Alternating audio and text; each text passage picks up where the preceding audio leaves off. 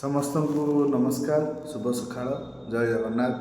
मु आज +2 प्रथम वर्षर पाठ मौलिक अधिकार विषय रे आपण मानकु किछि कहिबाकु चाहूछि।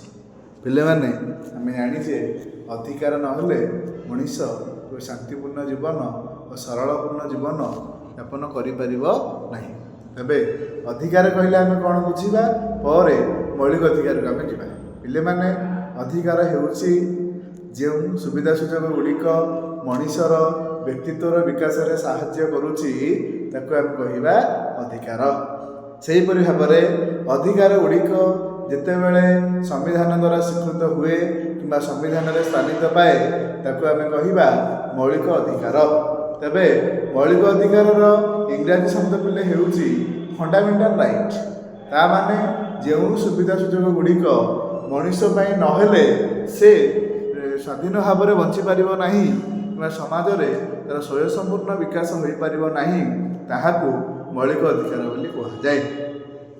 तेबे भारतीय संविधान तृतीय भागरे धारा 12 रु 35 मध्य आमर मौलिक अधिकार गुड़ी वर्णना कर। भारत जब स्वाधीनता पाई नथिला कि भारत पाई जब संविधान प्रणयन होई नथिला ताहार नागरिक मानकु कौनसी मौलिक अधिकार उपभोग पाई सुजोग दि जाऊ नथिला। किंतु जेबे स्वाधीन हैला भारत पाई संविधान हैला आम देश में 1950 मसीहा जनवरी 26 तारिख रे संविधान कार्यकारी हैला से समय ठारू आम देश में मौलिक अधिकार नागरिक माने उपभोग कले। तेबे मौलिक अधिकार कौन जो सुविधा सुजोग गुड़िक व्यक्तिर व्यक्तित्वर विकास करिथाए एवं सेगुड़िक संविधान द्वारा स्वीकृत होइथाए ताहाकू मौलिक अधिकार बोली कहुए। सेकेंड पॉइंट का आसीबा जेतेबेले आम देशर संविधान प्रणयन करागला अर्थात मूल संविधान रे आम देशर संविधान रे मौलिक अधिकार किछि नथिला। तेबे आम देशर संविधान रे मौलिक अधिकार केबेटू आसिला जेतेबेले संविधान प्रस्तुत करिबा दायित्व संविधान जनक डॉक्टर बी.आर. आंबेडकर को प्रदान करागला। से समय से कौन कले सबु देशर संविधान पढ़ी चले जोटा भल लगिला से आणिक भारतीय संविधान में स्थानित कले। से संविधान लिखापी 2 वर्ष 11 मास 18 दिन तक लगी। तेबे आम देशर मौलिक अधिकारटी इंग्लैंड देशर संविधान मैग्ना कार्टा एवं युक्तराष्ट्र अमेरिकार संविधान बिल्स ऑफ राइट बा अधिकार पत्र आसी। तेबे आम देशर प्रथम प्रधानमंत्री तथा पूर्वतन प्रधानमंत्री जवाहरलाल नेहरू मतरे भारतीय संविधान मौलिक अधिकार गुड़िक होउछि तार आत्मा तथा विवेक सदृश। अर्थात मनीष देहरु जेमिति आत्मा चलीगले ता शरीर डेड बॉडी परिणत हो जाए सेमिति यदि मौलिक अधिकार नथाता हुए आम संविधान एते गुरुत्व आज उपलब्धि होई नथाता। तेबे भारतीय संविधान तृतीय अध्याय धारा 12 रु 35 मध्य नागरिक मानकु प्रथमे 7टी मौलिक अधिकार प्रदान कराइथिला। किंतु वर्तमान 7 नंबर मौलिक अधिकारटी हेउछि संपत्तिगत अधिकार जहाकु 1978 मसीहा 44तम संविधान संशोधन अनुसार आमर पूर्वतन प्रधानमंत्री मोरारजी देसाई के नेतृत्व में आम संविधान संपत्तिगत अधिकार को उच्छेद करागला एवं से ही दिन ठारू आम देशर नागरिक माने 6टी मौलिक अधिकार उपभोग करुछंती। सेगुड़िक पिले हैला प्रथमे समानतार अधिकार। समानतार अधिकार संविधान धारा 14 रु 18 मध्य वर्णना करा जायछि। द्वितीय नंबर मौलिक अधिकार हेउछि स्वाधीनता अधिकार जहाकू राइट टू फ्रीडम बोली कहते। यह संविधान धारा 19 रु 22 मध्य वर्णना करा जायछि। तृतीय अधिकार हेउछि शोषण विरोधी अधिकार जहाँ संविधान धारा 23 रु 24 मध्य वर्णना करा जायछि। चतुर्थ नंबर मौलिक अधिकार हेउछि धर्म स्वाधीनता अधिकार जहाँ right to freedom of religion जहाँ संविधान 25 रु 28 धारा मध्य वर्णना करा जायछि।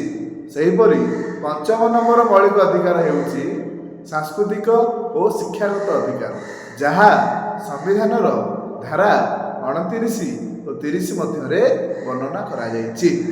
ସେହିପରି 6 ନମ୍ବର ମୌଳିକ ଅଧିକାର ହେଉଛି ସାମ୍ବିଧାନିକ ପ୍ରତିକାର ଅଧିକାର, ଯାହାକୁ ସମ୍ବିଧାନର 32 ଧାରାରେ ବର୍ଣ୍ଣନା କରାଯାଇଛି। ତେବେ ପିଲାମାନେ ଆମେ 6ଟି ଯେଉଁ ମୌଳିକ ଅଧିକାର ପଢ଼ିଲେ, ତେବେ 7 ନମ୍ବର ମୌଳିକ ଅଧିକାରଟି ସମ୍ବିଧାନର 31 ଧାରାରେ ରହିଥିଲା, ଯାହାକୁ ଉଚ୍ଛେଦ କରାଯାଇଛି।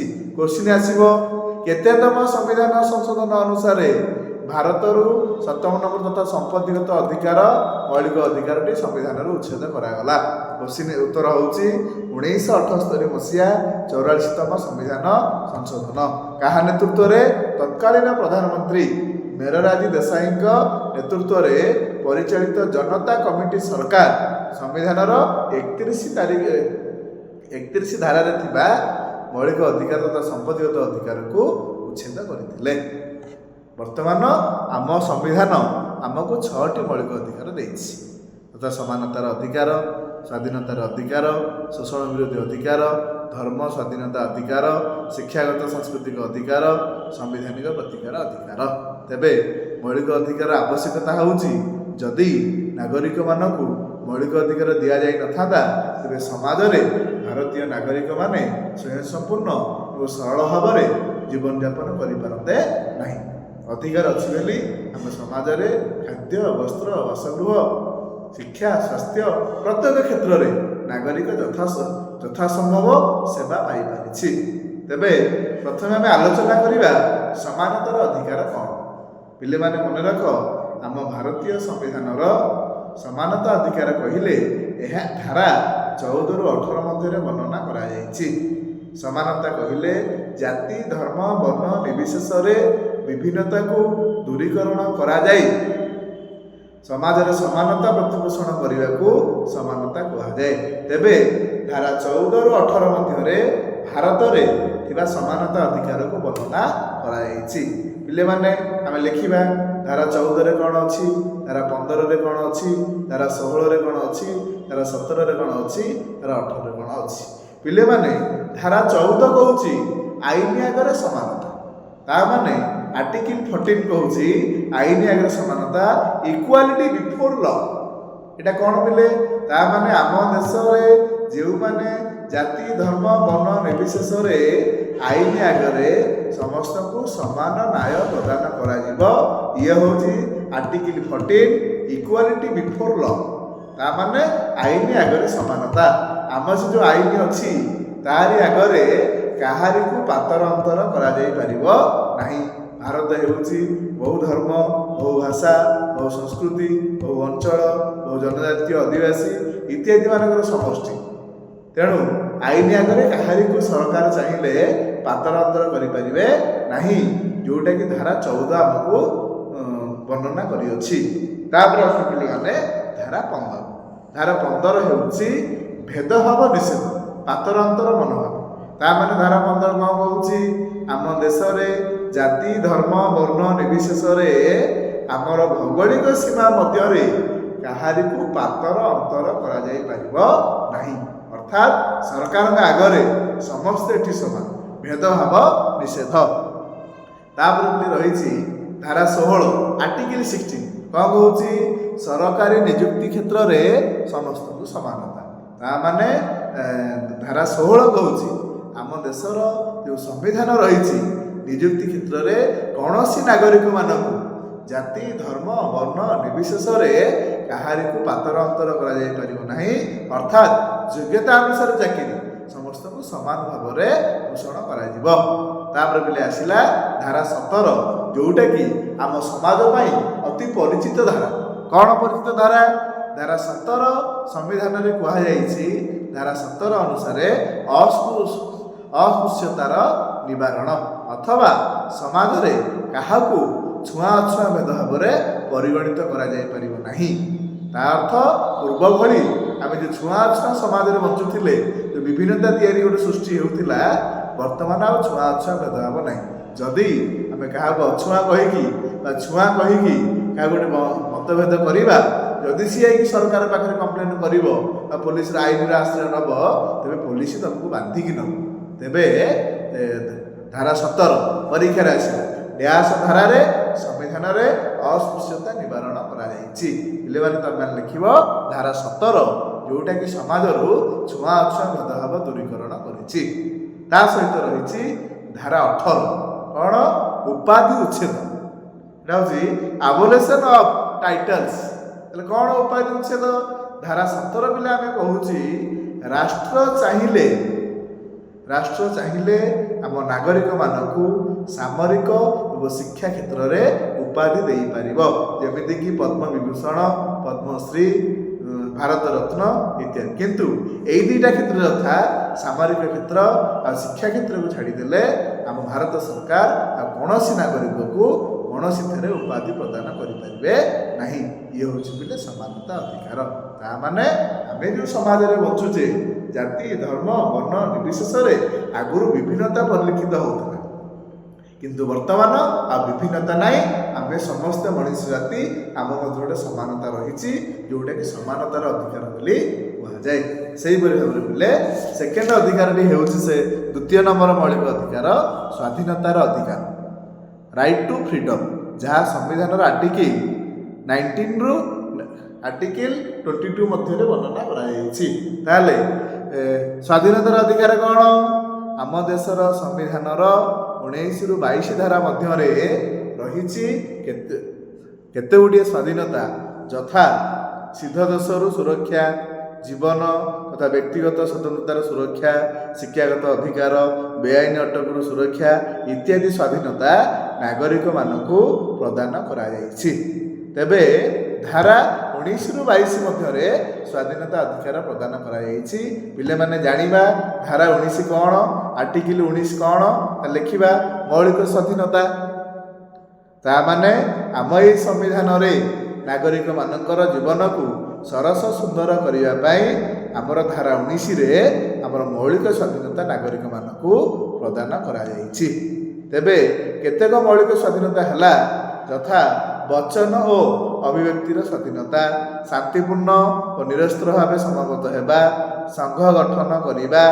भारतर सीमा मध्य सर्वत्र भाव मुक्त भाव भ्रमण करने भारतर जेकोसी अंचल स्थायी भाव बसवास करने और कौन वृत्ति को नागरिक मान चाहिए जेकोसी वृत्ति ग्रहण और परिपोषण करें अर्थात धारा 19 आमको 6 गोटी स्वाधीनता दिखाई जमीक बाक स्वाधीनता संघ गठन कर स्वाधीनता भारतर भौगोलिक सीमा मध्य शांतिपूर्ण भाव में बसवास कर स्वाधीनता वृत्ति ग्रहण कर स्वाधीनता इत्यादि इत्यादि तेबे धारा 20 आमको कौन कहूँ सिद्ध दोषरु सुरक्षा सिद्ध दोष बोले कौन यही धारा 3टी गुरुत्वपूर्ण विषय कहुई कौन 21 22 23 पिले माने एत कथा आम जाना किसी आवश्यकता नहीं आम धारा 20 पढ़िया सिद्ध दोषर सुरक्षा ता माने आम जो समाज में बचुचे आमको कहीं जबरदस्त आरेस्ट करें ना कि कौन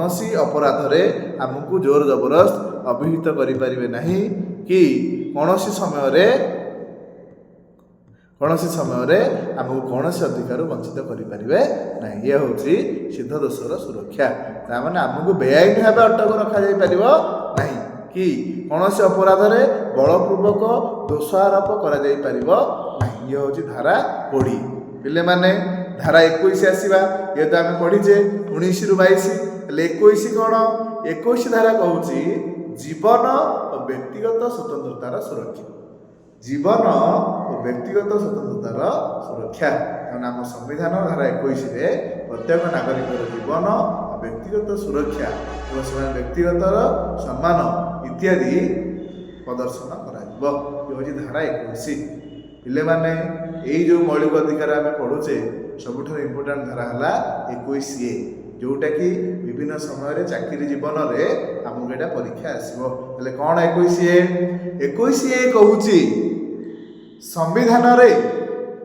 संविधान अनुसार भारत में जो मानकू 6 रु 14 वर्ष पर्यंत बयस से बाध्यतामूलक शिक्षा जोगाई दिज्व जोटा संविधान धारा 21A रे वर्णना करा ଯାହା ଅନୁସାରେ ଭାରତରେ କୌଣସି ପିଲା ପାଠ ପଢ଼ାରୁ ବଞ୍ଚିତ ହୋଇପାରିବେ ନାହିଁ। ବାଧ୍ୟତାମୂଳକ 6 ରୁ 14 ବର୍ଷ ପିଲାକୁ ବାଧ୍ୟତାମୂଳକ ଶିକ୍ଷା ପ୍ରଦାନ କରାଯିବ।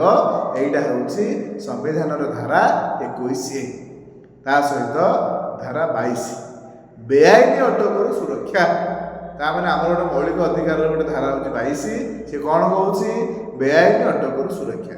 ତାମାନେ ବେଆଇନ ଅଟକରୁ ସୁରକ୍ଷା ମିଳିବା ହେଉଛି ଆମକୁ ସରକାର କିମ୍ବା ପୋଲିସ ଚାହିଁଲେ ମନ ଇଚ୍ଛା କୌଣସି ଭାବରେ ଆମକୁ ଜେଲରେ ପୁରେଇ ପାରିବ ନାହିଁ। ତା ମାନେ ଯଦି ଆମକୁ ସରକାର ବା ପୋଲିସ ବେଆଇନ ଭାବେ ଅଟକ ରହିଛି ତାର କାରଣ ଜଣାଇବାକୁ ପଡ଼ିବ, ନଚେତ ଆମକୁ ମୁକ୍ତ କରିବାକୁ ପଡ଼ିବ। ଏ ପିଲାମାନେ ସମାନତାର ଅଧିକାର ଗଲା, ସ୍ୱାଧୀନତାର ଅଧିକାର ଗଲା। ନେକ୍ସଟ ପିରିୟଡ଼ରେ ଆମେ ପଢ଼ିବା ଆଉ ଯେଉଁ 4ଟି ମୌଳିକ ଅଧିକାର ରହିଲା, ଶୋଷଣ ବିରୋଧୀ ଅଧିକାର, ଶିକ୍ଷା ସାଂସ୍କୃତିକ ଅଧିକାର, ଧର୍ମଗତ ଅଧିକାର, ସାମ୍ବିଧାନିକ ପ୍ରତିକାର ଅଧିକାର, ଆଉ ଯାହା ରେଷ୍ଟ ରହିଲା ଆମେ ନେକ୍ସଟ ପିରିୟଡ଼ରେ ପଢ଼ିବା। ନମସ୍କାର, ଥ୍ୟାଙ୍କ ୟୁ।